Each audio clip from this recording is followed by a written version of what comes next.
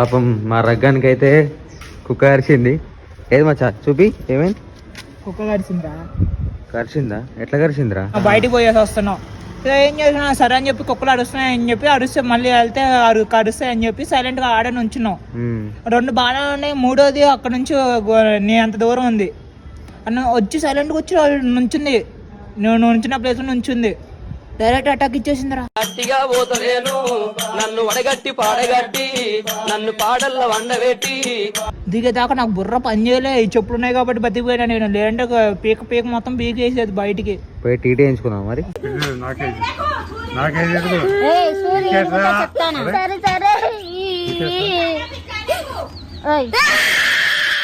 రెండు ఇంజక్షన్లు కూర్చోరు, లెఫ్ట్ భుజంకి రైట్ భుజంకి. పాపం మూడు గీతకు వచ్చినట్టు కూర్చోరు.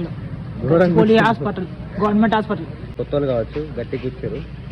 గీతకి ఇంజక్షన్ చేస్తారు చూసావా, అట్లా ఇంజక్షన్ చేసారు. నాకు మస్తు పెయిన్ వస్తుంది, ఘోరంగా పెయిన్ వస్తుంది అట పాపం. ఇంకా 3 డోసులు ఇచ్చారు.